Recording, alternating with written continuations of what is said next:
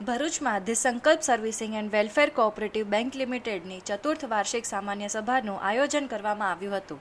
Railway station સામે આવેલી the Bharuch district central cooperative bank ખાતે યોજાયેલી આ સભામાં બેંકના સભાસદો તેમજ સહકારી ક્ષેત્રના આગેવાનો ઉપસ્થિત રહ્યા હતા. વાર્ષિક સામાન્ય સભાની શરૂઆતમાં સભાના અધ્યક્ષની વરણી કરવામાં આવી હતી. ત્યારબાદ ગત વાર્ષિક સામાન્ય સભાના પ્રોસિડિંગ્સને બહાલી આપવામાં આવી હતી. સાથે જ વર્ષ 2025-26ના હિસાબો તથા ઓડિટ રિપોર્ટને બહાલી સહિતના વિવિધ મુદ્દાઓ પર ચર્ચા વિચારણા કરવામાં આવી હતી.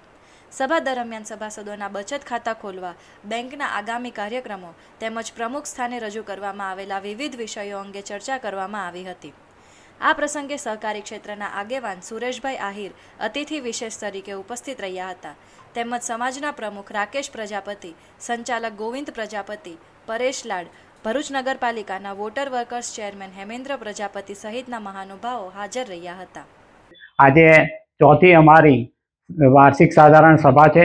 તેની અંદર અમારા સભાસદો અત્યાર સુધી 513 બનેલા છે.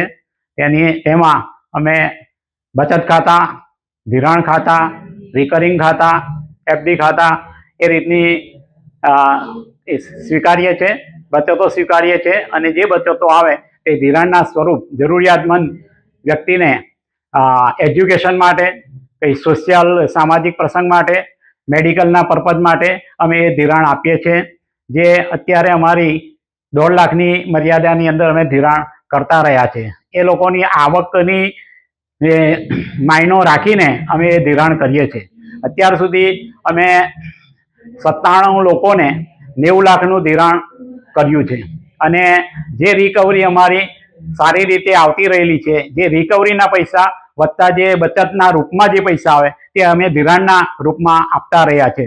અને આ રીતે ક્રેડિટ સોસાયટી સારી ચાલે છે.